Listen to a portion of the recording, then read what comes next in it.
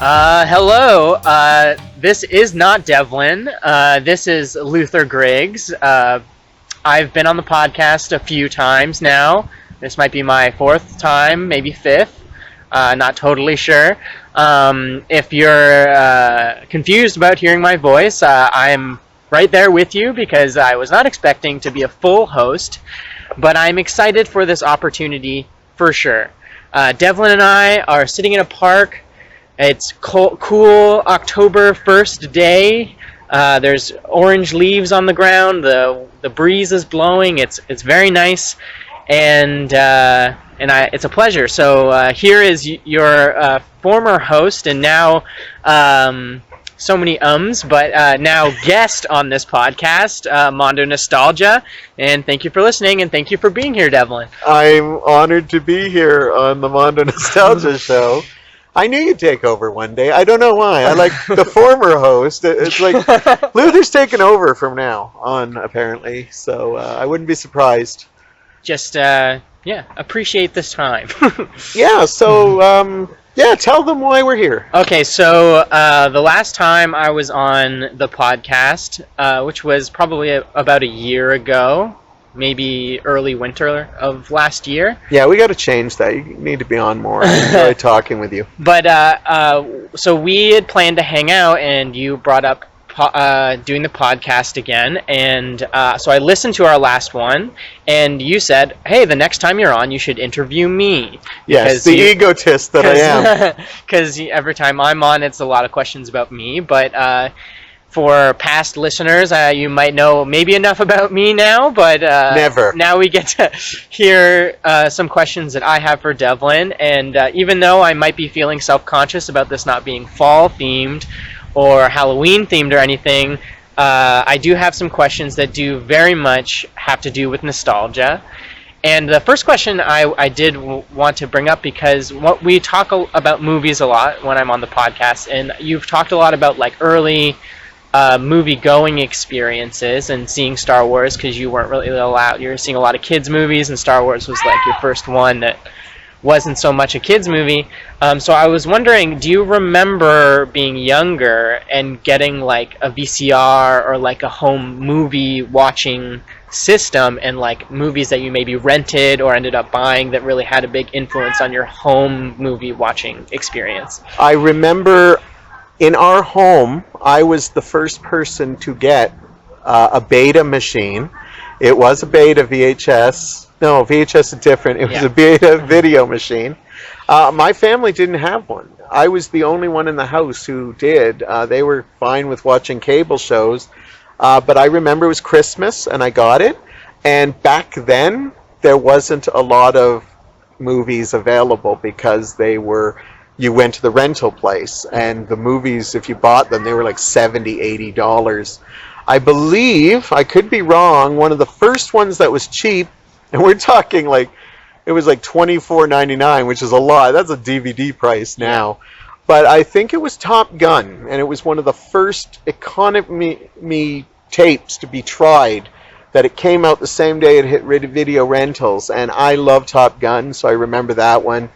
And then after that, I think the biggest score I ever had was when this video store went under, and I just bought a ton of used movies because they were like $2 or something like that. But I remember like getting all my favorites, like Wizard of Oz, Jaws, just pretty much all the movies that I've come to love.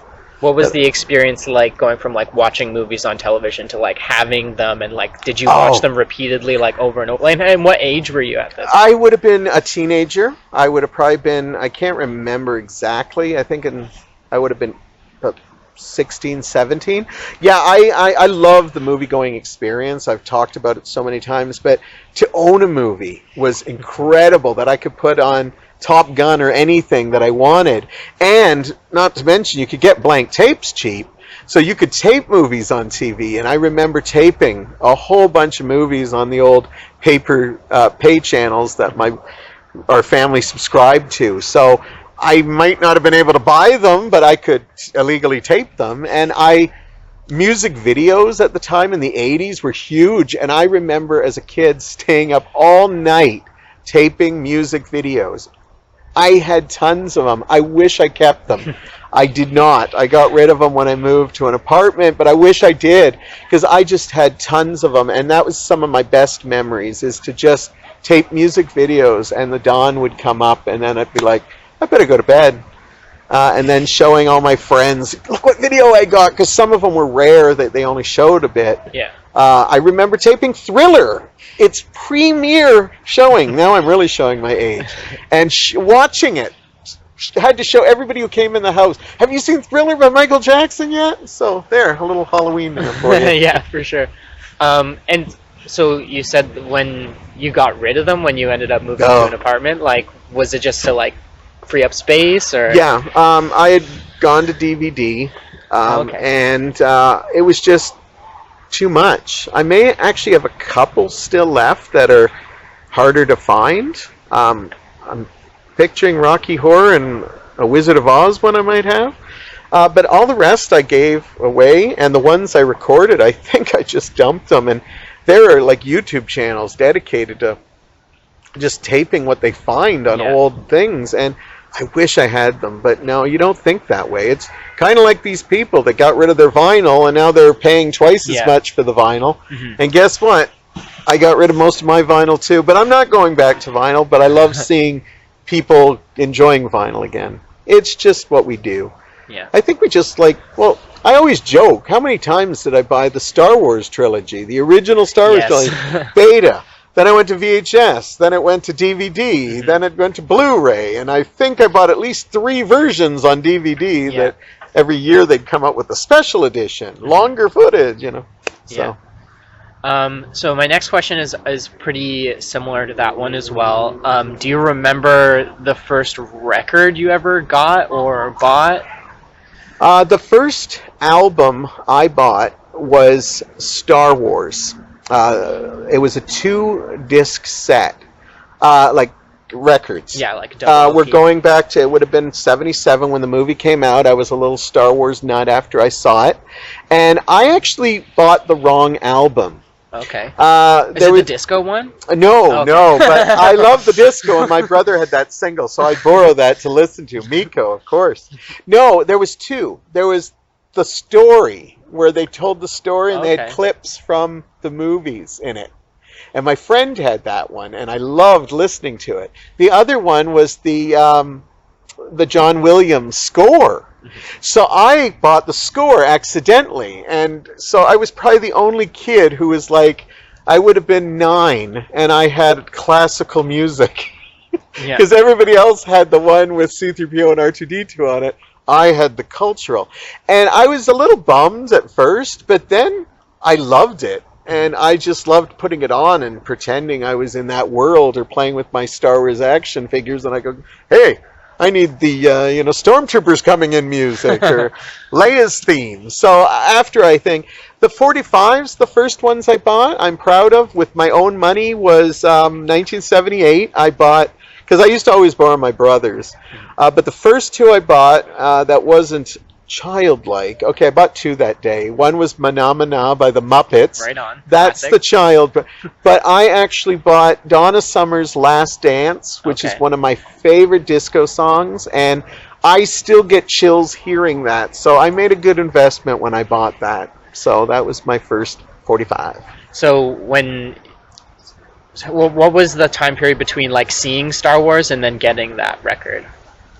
It would have been at least within the year. Yeah. I think I saw Star Wars, I think it came out in May, and I saw it a couple months later because my dad wasn't certain about it.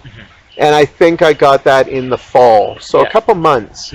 Anything with Star Wars. Like, I went to see the horrible movie Corvette Summer because it was Mark Hamill's follow-up, because I thought, hey, it's Mark Hamill, Luke Skywalker. And I still like the movie, even though it's really bad. If you get a chance to see it, it's horrible. But I went to it. I went to Harrison Ford's next movie. That's just the way I rolled. And yeah, so you use the music to play with your toys, I Yes. suppose. Yeah, I actually, when I was young, I like had so many Star Wars toys. I still have them actually. Like I have the like C-3PO, and I have Darth Vader one too. The cases that would open up. Oh, and you could nice. put the toys inside of it. Yeah, I've never really showed you my toys. I think I still have a couple of my original pieces. I have a lot of my action figures still. And I think there might be a couple from going way back. And no, I cannot make money on them because you can see I played with them. Yeah. A lot of their heads fell off. I remember my favorite Princess Leia's head fell off, and I kept trying to glue it back on because I did not want to part with it. But a lot of the early ones are still the originals because I bought a lot from Star Wars and Empire. I was more adult, so I was probably about 15 when Jedi came, so I only have a handful, and some of those were bought later in life when I said, I can still buy toys. Yeah. Yeah, I remember going through that transition as well. Yeah, you feel you have to give up, and then you're like, why? So, well, yeah, I don't have that many. I used to have tons, like bins and bins of action figures. Like, I was pretty obsessed with them, and not really much getting new ones, but like just having those characters and stuff like that. And as you grow up, my mom was very much like, the summer would roll around and we're like, we're having a yard sale, what do you want to get rid of? And there's lots of stuff that I'm like, wish I didn't get rid of, like this and this and that. I don't know if I've ever told you this story, but when I was a kid, I used to have these, it was just like a statue of Tom and Jerry. Okay. And when I started working at Value Village, I don't know whatever happened to them, but I think we did have garage sales, so I have a feeling that's where I lost a lot of my toys. And I literally bought those statues because I'd never seen them except when I owned them. And I think I dated them for about like 73 or something like that. And when I brought them home, there was a mark on Jerry Mouse that I remembered on mine, and I truly believe I bought my Tom and Jerry awesome. back. Yeah, there's a little like that looks like a burn, but it isn't. Yeah. And I said to Mike, I think these are the figures I had. That's so cool. Is there anything like maybe like those figures that you kind of like regret getting rid of, like stuff that you wish you still had that you had? I don't know even what the make was, but there was a little bunny I used to sleep with that would make a weird sound. I don't even think it sounded like a bunny. It just made like a cute little noise. And I remember I used it so much. It had a kind of like a hole in its thing because I pushed it so much. I don't know what happened to that, and I kind of wish I did. It would have been my oldest stuffed animal, and I still have a couple of old toys from my past. But that is the one I would really love to find or even see a picture of, because I don't even know who made it because I was so young, but I called him Bunny. You know, I was only a kid. Come on, and I remember bringing him everywhere, but I don't know whatever happened to that Bunny. No, that one probably didn't go in a yard sale. No, it's funny. No, and I think my oldest stuffed animal to that is I have a Bugs Bunny. It's a plush body, but it's got a plastic head. Yeah. And it's from the early 70s, and it still works. You pull the thing, and you can almost hear the little record inside, and it goes, what's up, Doc, and stuff. And it's funny, I've never seen this before, and I went to a friend, Gary Reed's house. We were having dinner, and Mike just kind of nodded to me, and I look over, there's the rabbit. He had the same thing growing up. That's so cool. And those are the only two I've ever seen in the world. And that... I love it. We always say we bonded because we had the same toys and same love of movies. Okay, so the next question I had was, what was like the first time you saw live music or went to a concert? My first concert was supposed to be Sheena Easton in 1982. I was a huge Sheena Easton fan. She only had one album out, and she did the Bond theme for Your Eyes Only at that point. Okay. And my brother tried to surprise me, but he was surprised that Sheena Easton was so big on one album and that it sold out. I was really bummed out because he told me about it too, and I couldn't go to it. But that saved that summer where I got my first live concert was Olivia Newton-John at C&E Stadium, 1982. The awesome thing about it is that tour she actually filmed for a VHS release. Oh. It was not the concert I saw. I saw her in Toronto. This was filmed, I think, in like Utah or something like that. Okay. But she sings the order of the songs. She pretty much says all the stuff in the middle exactly as I remembered. So I actually can watch relive that. it. Yes, I don't have it on DVD, but I've burnt a legal copy. And if you're a fan, you can go watch it on YouTube. It's the 1982 physical tour. It was amazing. I had crappy seats, but I didn't care. It was so crappy we could barely see the screens that she was on. Yeah. But I still almost passed out when she sang Hopelessly Devoted to You, which at the time was my favorite song. It's been upgraded now to Magic, but I still hopelessly into my top 5. And I almost passed out. That was my first concert. So I always thought I didn't get to see Sheena, who I was a big fan of, in order to be that, to be my concert. So you were already like super into Olivia at that Olivia, you and I have talked about this. I was a huge fan of Grease. Yeah. I was obsessed with Grease. I loved Olivia, but it wasn't until Xanadu where I became obsessed with Olivia. That's when I started going back and listening to her country songs, and after that, it became a love affair, which I never abandoned. I've seen a lot of people who loved things at my age, like I know a guy who was obsessed with Duran Duran, and he can't listen to them now, and people are shocked that you're like, you still love Olivia? I guess she's a role model to me.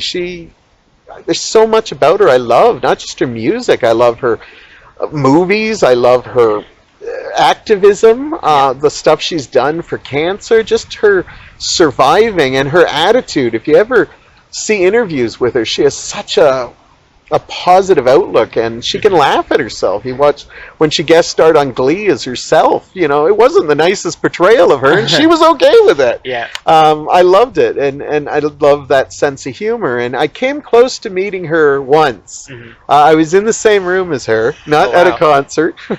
She opened up a line of boutiques called Koala Blue. Okay. And my sister-in-law took me there to meet her, and she basically. Before she came out, she had a lot of problems with stalkers, and so they said it depends how Olivia feels if she'll sign autographs. She's literally just going to come out, say hello, and then just go into her store, and that was it. Yeah. And that was good enough for me. And then what happened was they said if she feels comfortable, she'll sign a few autographs, but because of problems in her past, don't be upset with her if she doesn't. And she felt comfortable, signed some autographs. I remember she was talking to us, and I couldn't believe I was so close to her. And I couldn't say anything. I was clapping, but I couldn't even. And then at one moment it was quiet, and I just said, "I love you, Olivia." And she looked and said, "I love you." And that was the closest. That's so nice. And then my sister-in-law just plowed through and got my autograph for me, because I couldn't get through, but my sister-in-law, she's a bigger lady, and she knew how important it was for me, so she got it, and I didn't think she got it, and she came back, said Olivia. Nice. And I wish I had a lighter picture, because you could barely see it. Yeah. Do you still have it though? I do. Where it is, I should have it on a frame. But it's around somewhere. I feel bad. I'm gonna look for it now. Did you ever have the opportunity to like record stuff about Olivia Newton-John with your Beta machine? Yes. Every time she was on Entertainment Tonight, every time she was, every time they showed one of her movies on, I taped lots of Olivia stuff. That concert, they showed it on Global TV. It used to piss me off when they showed that concert, because I saw it. But because they had to get it into an hour, they had to cut a whole bunch of songs. But the one part that pissed me off is she'd do a Grease medley, and she'd start with Hopelessly Devoted to You, and she always started with, "This is one of my all-time favorites." And in the Global, she says that, and they go into, "You're the one that I want." And I hate that people think that that's one of her favorites, even though I know it was edited that way. Did you have like other friends that were really into her, or were your friends kind of like, "Oh, here's Devlin talking about"? No, I definitely brought Olivia to everybody. But the good news is most of my friends have a fondness for Olivia because of me. I once said to Mike, I I said to him, "Did you think Olivia would play this big a part of your life?" And he said, "No, but honestly, I have no problem with it. It could be worse, right? It could be somebody I don't like." And he fell in love with Xanadu when I showed him that. He showed me, some cheesy movies, and I showed him Xanadu, and he always watches it with me, and he does not rewatch movies too often. I can tell if he really likes a movie when he comes in to watch it multiple times, because he will not. He'll be like, "Yeah, I saw this. I'm going in the other room." But Xanadu, he will. No, everybody who knows Olivia, I think I introduced them. I think per capita, I think the reason I was shocked with you is because I usually show everybody Xanadu for the first time, but you had already seen it, and then I said, "Yeah, he's going to be one of my new best friends." Had Xanadu already come out when you saw the concert? Was that movie already out at that time? Yes, yes. Xanadu came out in 80, and that came out in 82. The concert was 82. I actually saw Xanadu the first weekend, and I got the soundtrack album before it was supposed to be on sale. We went to a store. We were visiting relatives in Pembroke, a very small town, and we went in looking for the Xanadu soundtrack, and the movie wasn't going to come out till the following week. The guy said, "Well, it's not supposed to come out until Tuesday, but we have copies of it." And my brother and I talked to him, and because I was only like a little kid, not that little, I was probably 12 maybe, but he actually brought it out and let me buy it early. I said something that I lived in a place where they wouldn't have it on Tuesday.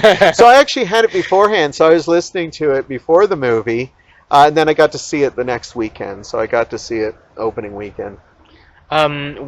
So you grew up in Hamilton, right? Yes. So where would you go to buy records and movies and stuff like that? When I started getting a lot into it, every Thursday night it became a religion. When I first started getting money and getting a paycheck, me and my friend Dave would always go downtown Hamilton. We would buy from Music World, Cheapies, Dr. Disc. Anybody who lives in Hamilton are probably having great memories of all these stores. We'd go have a nice meal, then hit all the record stores we could, used, new, and we'd always come back with movies, music, everything. And it's such a great memory, and we did that for a long time, and then eventually we just stopped.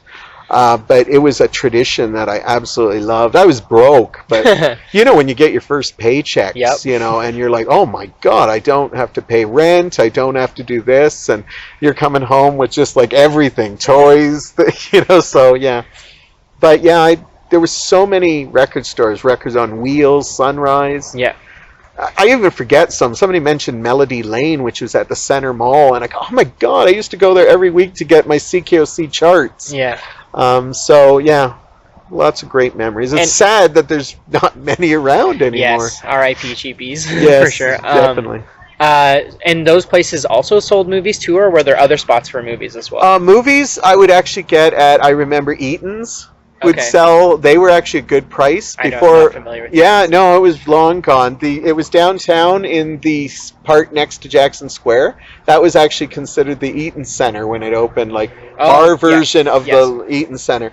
And before Walmart and stuff, that was the cheapest place to get movies, unless you could find them used. But because they were so new, you couldn't really find them. But Cheapies used to be a good place to get used movies.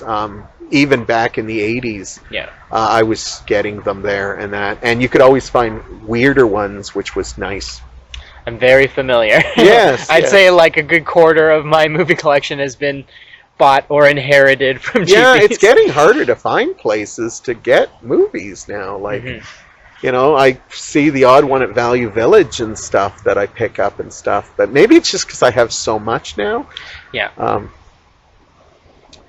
Well, we've got 5 minutes left. 5 big minutes. 7-ish minutes left. Is this the speed round now? It's just, I had a timer on my phone because usually when we do the podcast, we talk for like at least an hour and a half. So I was worried about going over time.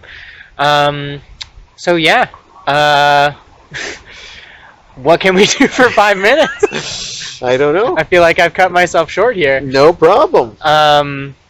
Were there other spots that you liked going around when you were younger in Hamilton that you weren't buying records or movies from? Like, maybe like, I don't know, cafes or restaurants? Or...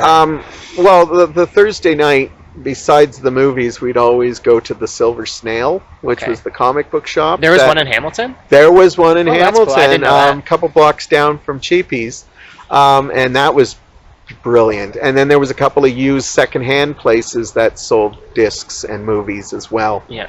And yeah, thankfully I could get a lot of them. Cafes, well, you know, I spent a lot of time at the Staircase, R.I.P. Oh, that's the timer. Yeah, no problem. What? But I did spend a long time at the Staircase, and you know, people know how much I love that place.